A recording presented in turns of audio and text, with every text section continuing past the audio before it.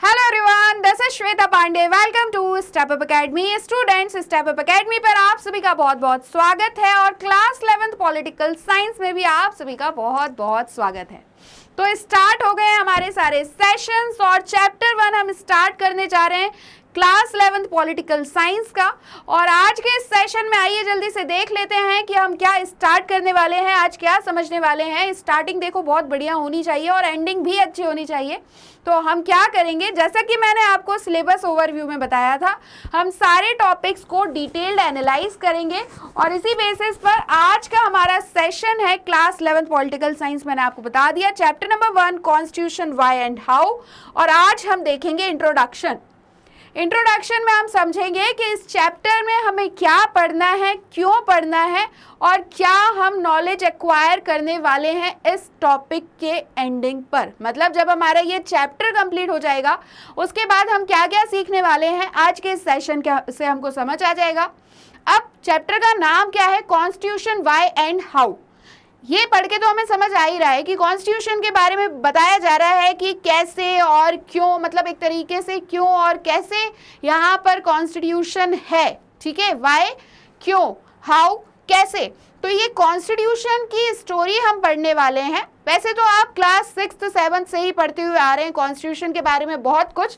तो अब हमें फिर से पॉलिटिकल साइंस में कॉन्स्टिट्यूशन के बारे में क्या पढ़ाया जा रहा है, तो स्टार्टिंग करेंगे और समझेंगे कि इस चैप्टर में हमको क्या पढ़ना है और कैसे पढ़ना है।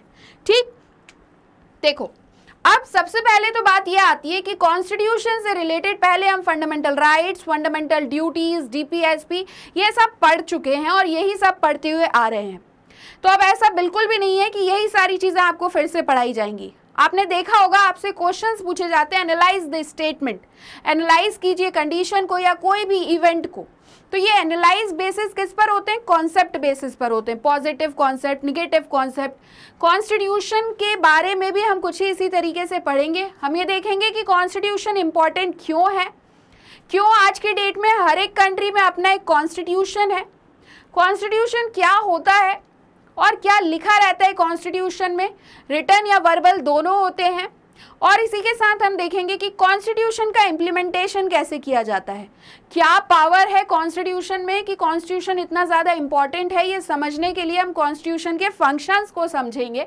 उसके बाद हम देखेंगे कैसे कॉन्स्टिट्यूशन हमारे फ्रेमर्स ने बनाया, अथॉरिटी क्या है कॉन्स्टिट्यूशन की, मोड ऑफ प्रोमulgation, सब्सटेंटिव प्रोविजंस, ये सारी चीज़ें इस चैप्टर में हम डिस्कस करेंगे। बहुत इंटरेस्टिंग टॉपिक्स हैं, उन टॉपिक्स को हम डिटेल्ड वे में एनालाइज करेंगे और हमारे चैप्टर को कंप्लीट करेंगे। ठीक, अब अगर मैं बात करूं इंट्रोडक्शन में, तो हमें ये समझना है इस चैप्टर में कि हमारा इंडियन कॉन्स्टिट्यूशन कैसे वर्क करता है। और इसके लिए अगर मैं आपको बताऊं तो हम जानते हैं कि हमारे कॉन्स्टिट्यूशन में स्ट्रक्चर ऑफ गवर्नमेंट है। और स्ट्रक्चर ऑफ गवर्नमेंट कैसा है, तो इंडियन कॉन्स्टिट्यूशन में बताया गया है कि गवर्नमेंट के स्ट्रक्चर में एक तो होगा लेजिस्लेटिव, एग्जीक्यूटिव, जुडिशरी। तो हमारी जो बुक है इंडियन कॉन्स्टिट्यूशन एट वर्क, ये पूरे बुक में हमको यही समझना है कि कैसे लेजिस्लेटिव वर्क करते हैं, कैसे एग्जीक्यूटिव, कैसे जुडिशरी, कैसे ये इंटर रिलेटेड हैं, जुडिशरी कैसे इनके एक्शंस को इलीगल डिक्लेयर कर देती है और लेजिस्लेटिव एग्जीक्यूटिव कैसे वर्क करते हैं, कैसे स्टेट और सेंटर के पास पावर है, डिवीजन ऑफ पावर्स हैं और इनके साथ ही साथ स्टेट फिर भी सेंट्रल के द्वारा कैसे कंट्रोल होता है। तो इंडियन कॉन्स्टिट्यूशन कैसे वर्क करेगा ये पता करने के लिए हमें ये सारी चीज़ों को समझना होगा कि इंडियन कॉन्स्टिट्यूशन की वर्किंग कैसी है। अभी तक हमें सिर्फ यही पता था कि इंडियन कॉन्स्टिट्यूशन में फंडामेंटल राइट्स हैं, ड्यूटीज़ हैं, डीपीएसपी है, बट अब बहुत सारी चीज़ें हम समझने वाले हैं क्योंकि अब हम आ चुके हैं क्लास 11th में। हम क्या समझेंगे, हम समझेंगे working of the Indian constitution, Indian constitution कैसे वर्क करता है, various aspects of the working of our constitution, विभिन्न पहलू, बहुत सारे इंस्टीट्यूशंस हैं। इंस्टीट्यूशंस में बात करें जैसे कि इलेक्शंस होते हैं हमारे यहाँ पर, पार्लियामेंट है, पार्लियामेंट में लोकसभा है, राज्यसभा है, प्रेसिडेंट है, प्राइम मिनिस्टर है, ये सब तो हम समझना चाहते हैं। बट इनके एस्पेक्ट्स कौन से हैं कॉन्स्टिट्यूशन के, ये हम इस चैप्टर में समझेंगे, किस तरीके से कॉन्स्टिट्यूशन इतने सारे एस्पेक्ट्स के साथ वर्क करता है। इंडियन कॉन्स्टिट्यूशन ने कौन से इंस्टीट्यूशंस को क्या अथॉरिटी दी है, रिस्पॉन्सिबिलिटी दी है, सिटीजन्स को कैसे राइट्स दिए हैं, कैसे गवर्नमेंट की पावर को लिमिट किया है और सिटीजन्स को राइट्स के साथ साथ ड्यूटीज़ भी दी गई हैं। ठीक, इंस्टीट्यूशंस हम गवर्नमेंट के देखेंगे जो हमारी कंट्री में हैं और उनके एक दूसरे के साथ रिलेशनशिप कैसे हैं, ये भी हमें इस चैप्टर में पढ़ना है। और इसी चैप्टर के साथ साथ ये हमारी जो पूरी बुक है part A Indian constitution at work, इसमें हमें देखना है। ठीक, अब आप लोग को लगता होगा कि यार इलेक्शंस कैसे होते हैं, डायरेक्ट इलेक्शन होते हैं या इनडायरेक्ट इलेक्शन होते हैं। उससे पहले तो हमें ये भी नहीं पता होगा शायद से कि डायरेक्ट और इनडायरेक्ट इलेक्शन क्या होते हैं, कैसे होते हैं। तो ये सब तो हम जानने के बहुत इच्छुक हैं। हमारा बहुत मन करता होगा कि प्रेसिडेंट के इलेक्शन कैसे होते हैं, प्राइम मिनिस्टर के इलेक्शन कैसे होते हैं, हमें पता हो। ठीक, उसी के साथ साथ इलेक्शंस के अलावा गवर्नमेंट कैसे वर्क करती हैं, प्रेसिडेंट और प्राइम मिनिस्टर का वर्क क्या होता है, ये सब समझने से पहले सबसे पहले हमें समझना होगा स्ट्रक्चर ऑफ द गवर्नमेंट, जिसमें है लेजिस्लेटिव, एग्जीक्यूटिव, जुडिशरी। तो हम देखेंगे हर एक चैप्टर में कि कैसे ये तीनों मतलब एक तरीके से कॉन्स्टिट्यूशन के थ्रू वर्क करते हैं, इनके क्या प्रिंसिपल्स हैं, क्या रूल्स रेगुलेशंस हैं, क्या चीज़ ये इम्प्लीमेंट कर सकते हैं, किस चीज़ को ये ट्रेसपास नहीं कर सकते हैं। उसके बाद हम देखेंगे गवर्नमेंट का स्ट्रक्चर समझने के बाद फिर हम पर्टिकुलर हर एक टर्म को चैप्टर की तरह समझेंगे। ठीक, इसी के साथ साथ हम ये देखेंगे कि ये जो इतने सारे इंस्टीट्यूशंस हैं गवर्नमेंट के, वो कैसे एक दूसरे से बाइंडेड हैं और क्या चीज़ बताती है कि इनका ओरिजिन कॉन्स्टिट्यूशन से हुआ है। मतलब ऐसा नहीं है कि कॉन्स्टिट्यूशन में लिखा हुआ है तो अब वो अपने हिसाब से वर्क कर सकते हैं, फिर भी उन्हें कॉन्स्टिट्यूशन से ही बंध कर काम करना है। कैसे काम करते हैं ये हमको समझना है। तो ओवरऑल ऐसे समझ लो, चाहे ये पूरा हमारा चैप्टर हो या पूरी बुक हो, हमें सारी चीज़ें समझनी है, हर एक चीज़ को डिटेल्ड वे में समझना है।